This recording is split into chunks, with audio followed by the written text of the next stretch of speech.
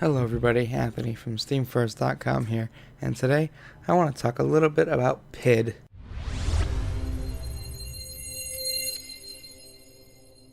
Hello, yes, this game is PID, P-I-D, or however the developers intended for it to be pronounced. But yeah, this is a game, it's a 3D puzzle platformer made by Might and Delight, the same studio who brought us Shelter, and who have worked on games like Battlefield and some other pretty big ones. Personally, I love this because Shelter is one of my all-time favorite games on Steam. Anyway, today I'm going to check out some gameplay, and we're going to talk a little bit about it, and you know how this goes. So let's check out the main menu right now. We have Start Game, Challenge Rooms, Leaderboards, Achievements, Help and Options, and of course Exit. We'll go ahead and look at the options real quick. Player 1 controls. I never thought to look at this, by the way. But yeah, it's pretty straightforward. It's controlled by the arrow keys, and I imagine you could bind these to your whim, I suppose. Yep. And then there's jump, which is Z. You can bind these to however you want. I like the defaults. I'm perfectly okay with the defaults. Oops, sorry, Fraps decided to crash on me. But yeah, like I said, I'm personally happy with the defaults. Player 2 controls, yeah. Oh my god, we could play on the same keyboard. I gotta get somebody in here to play on the same keyboard as me, because that'd be amazing. Settings, we could look at graphic quality. I keep it at high, of course. Resolution, this is the closest to my monitor. 3. Yes, discard my changes. The screen, windowed full screen. Language, of course, which we can do there. Music, I like to keep my sound quite low. Yeah. So I'll jump into some gameplay right now. Magic of editing, everybody. And yeah, I could talk a little bit about the game now. Hello everybody, Anthony from SteamFirst.com here, and like I said, this is PID. Before I get started on the actual commentary here, I just want to really quickly apologize for the buzzy type fan sounds on the background. I'm in the midst of moving my recording setup to a new orientation, and I didn't have any time to record videos in advance before doing this because it was on such short notice. But yeah, I also do apologize for the dogs in the background and people yelling. That is also not in my control. Rough area, don't ask. Anyway, yeah, so this is PID. This is a game by Might and Delight. They actually made Shelter, which is one of the best games I've ever played. I do recommend that as well. And they do like to pride themselves on a playful retro style, and this game definitely shows it. Now, the game does actually have a very simple, minimalist design, which is pretty obvious, even in the main menu that I just showed off. But that's fine, it's a platformer. What do you really expect from a platformer? I mean, it's especially good because it's not missing any real content. Now, it does have the same comprehensive options, such as the ability to change your screen resolution, to rebind your keys, to change whatever language you want the game to be in. It's a really well-rounded setup, if I do say so myself. Also, the game supports joysticks and has multiplayer support, and it's from a team of only 11 people. Pretty impressive. Now, in the actual game, you'll find skillfully crafted level design, some really awkward kind of dodgy controls, and some gorgeous scenery.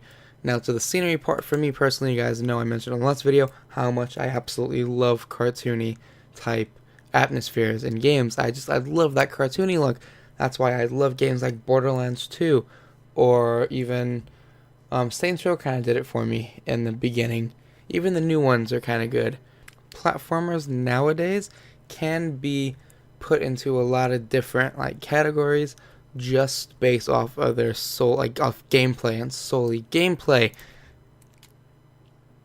And all of this is part of PID's retro kind of style, like I just mentioned Might and Delight. It really tends to like.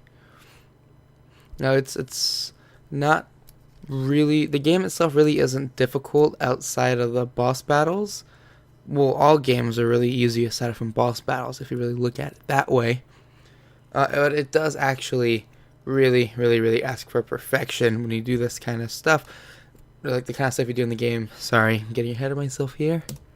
The best games ever just make you want to keep playing and playing them, and of course this game definitely encourages that. It has, oops, sorry, I hit my microphone there.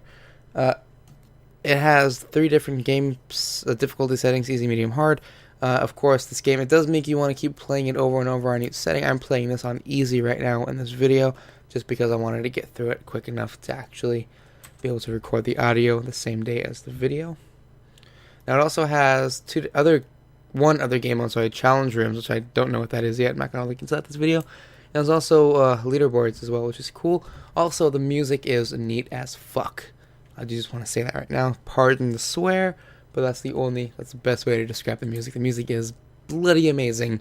Now the main, I guess, mechanic of the game is the use of these things called beams, which are these little crystals that stick to your hand that you obtain at somewhere close to the beginning of the game. And basically all they are is these things you kind of shoot a few feet in front of you, and it brings you to higher. It forms an upward drift that pushes you away from whatever you shot it at, and it's basically just used to get you to places that you can't get just with the regular jump mechanic, which is good because they have actually implemented puzzles that require you particularly to use it. I will show it on screen right now. Editing, everybody. Now this is literally just the backbone of the game.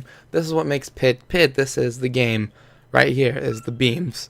It just makes it just that much better than some of the other platformers.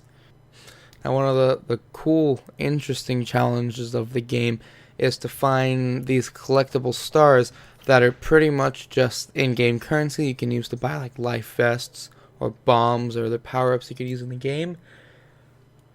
In these little vending machines. And a lot of the puzzles you just kind of get them as you go along, which is pretty cool.